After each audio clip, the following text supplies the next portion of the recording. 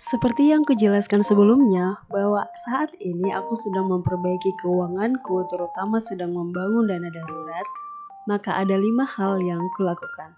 5 hal ini adalah pilihan dari beberapa daftar pilihan yang ada yang paling cocok kulakukan. Pertama, memasak di kos. Bisa kukatakan memasak adalah hal baru bagiku, walaupun sejak kecil aku sudah terbiasa memasak di rumah. Tetapi kegiatan memasak sudah lama tidak kulakukan sejak aku kuliah. Sekarang aku memulai dari nol lagi, memikirkan menu apa yang kumasak setiap hari. Aku pun ke abang tukang sayur membeli sayuran dan bumbu dapur. Jika sempat, kadang aku membawa bekal makan siang di kantor, malam juga aku usahakan makan malam di kos. Semenjak memasak, ada banyak hal berubah. Aku mengenal berbagai macam bumbu dapur, bertemu ibu-ibu kompleks yang akhirnya membuatku merasa menjadi anggota masyarakat di wilayah kosanku. Semakin hari, aku pun semakin mahir membuat makanan sederhana untuk makan malam atau makan siang. Apakah ada perubahan tentang keuanganku? Ya, tentu saja. Asal semua bahan masakan yang kubeli, kuolah semua, alias tidak ada yang kubiarkan busuk. Alhasil dari perhitunganku, aku bisa memotong 20 hingga 30% pengeluaranku untuk makan siang. Misalnya nih, jika aku membeli makan siang di kantor seharga 20.000, maka 2 kali makan siang aku bisa membeli 1 kilo ayam. 1 kilo ayam tersebut sudah dapat kumakan lebih dari 2 kali makan. Ayam 1 kilo itu dapat kuolah menjadi berbagai jenis masakan ayam. Ayam goreng, sop ayam, nasi goreng, ayam spesial, atau gulai ayam.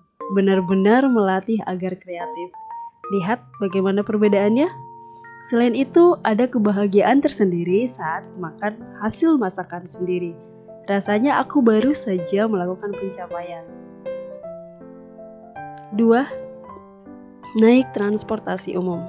Cara lain yang mungkin kulakukan ialah naik transportasi umum saat bepergian ke tempat kerja, ke tempat teman, dan acara-acara lainnya. Dapat kubandingkan begitu banyak biaya saat aku pergi sendirian menggunakan ojek online ataupun konvensional, bila dibandingkan dengan naik angkutan umum.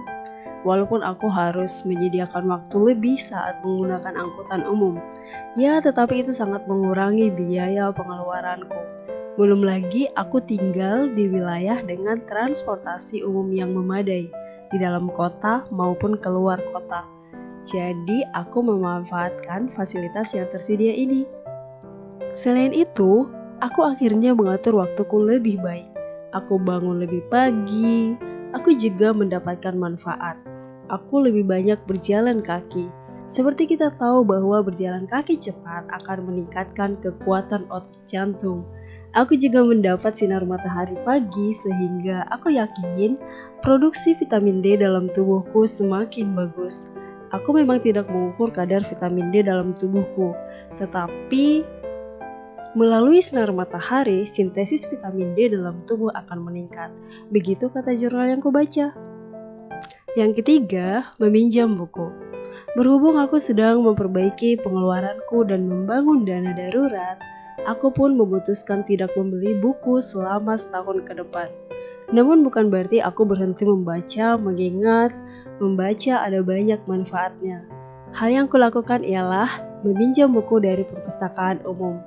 Aku menggunakan aplikasi online e-Pusnas karena jarak perpustakaan umum jauh dari tempat tinggalku. Memang di sana aku tidak selalu menemukan buku yang kuharapkan, tetapi setelah aku eksplor lagi, ternyata ada banyak buku bacaan yang bagus-bagus di sana. Ada novel, investasi, pengembangan diri, dan berbagai macam buku menarik lainnya. Bahkan aku menemukan buku yang selama ini tidak terpikir untuk kubaca. Sekarang, aku sedang membaca buku Ellen May dan Ryan Filbert tentang saham. Aku pun semakin memiliki pengetahuan yang lebih tajam tentang pengelolaan uang. Wow, menarik. Keempat, mengurangi biaya admin. Sedapat mungkin, aku berusaha mengurangi biaya admin. Misalnya, saat transfer ke bank berbeda dengan pembayaran lainnya. Untuk menyiasatinya, aku melakukan pembayaran menggunakan uang cash atau menggunakan aplikasi transfer biaya 0 rupiah bila aku mentransfer ke bank yang berbeda. Setelah setahun menggunakannya, aku bahkan menghemat hampir 1 bulan biaya kos. Menarik bukan? Kelima, menggunakan voucher dan diskon.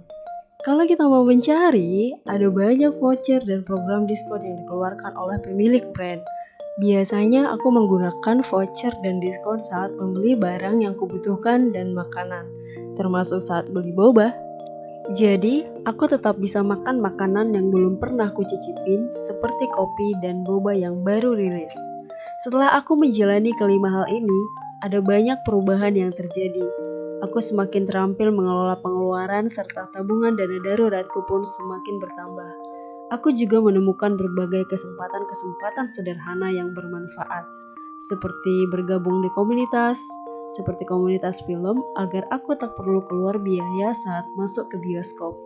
Sekalian, kemampuan menulisku pun semakin terasah. Sebab, setelah menonton, kita harus membuat review film tersebut.